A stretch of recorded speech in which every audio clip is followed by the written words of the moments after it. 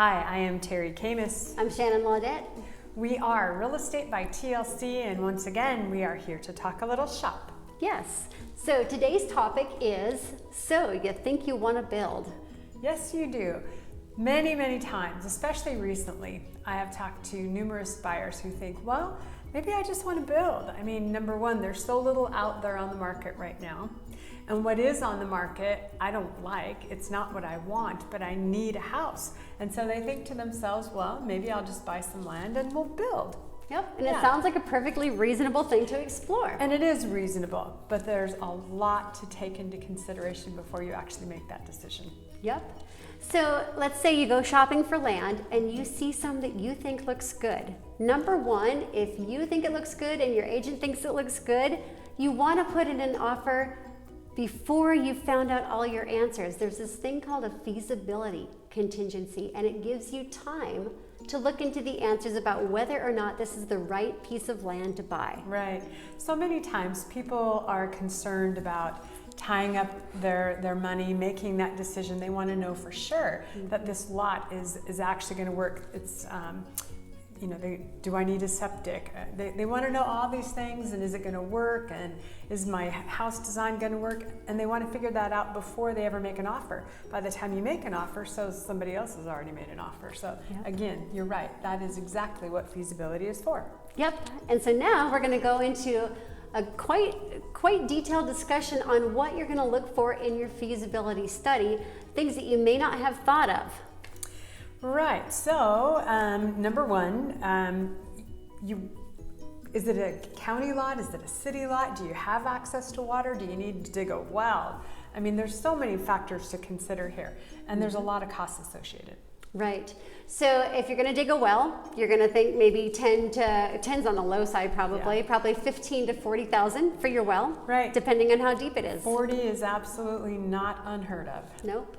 And if you're going to connect to water, a $10,000 connection fee is very common. Right. It is. Yeah. Yep. Then you also have to figure sewer or septic.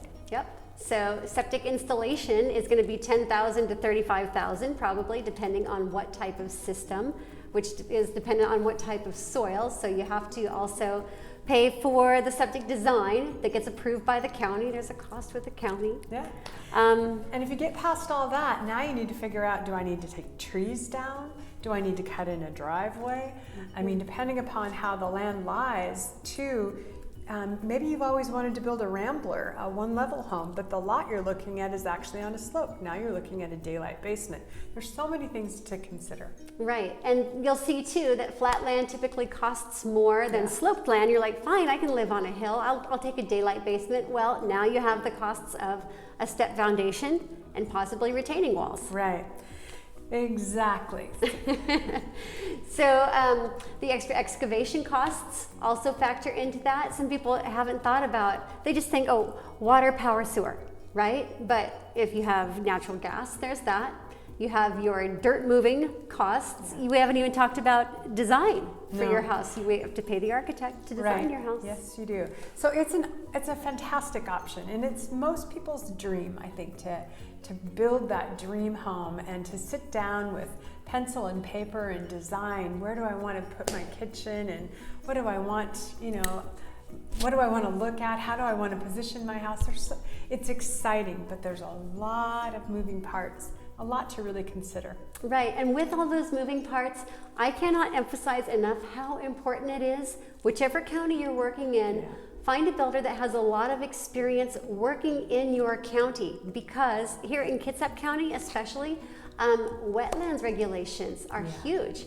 If you have anything that looks like it might be a wetlands, they're going to require a wetlands biologist to go out and figure out what classification of wetland is, which determines how far your house can go back from that. Yeah. If you have a large footprint and you want to build a 2,500 square foot rambler and you've got a long driveway to get to it, all of a sudden you might have stormwater management concerns, and you have to do a site development activity permit, and you need a builder that is familiar with these things, because all of these things cost money. So I guess what we're trying to say is we're not trying to discourage you. No. You might be feeling a little bit like, holy smokes, never mind. And that's not what we're trying to convey. We're just wanting to share with you that there is a lot to think about, there's a lot to consider, and that's why it's important to deal with experts and people who are knowledgeable.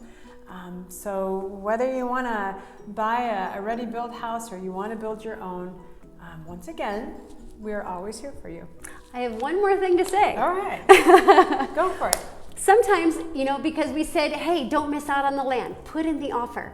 So you've offered $125,000 for this land, and then you realize it's going to cost a lot. It's going to be a $40,000 well. It's going to be a $35,000 septic. You're like, I was not anticipating this. And so you might be able to, with the help of a good agent who negotiates well, go back to the seller and say, this land is going to cost me so much more to develop than anyone ever expected.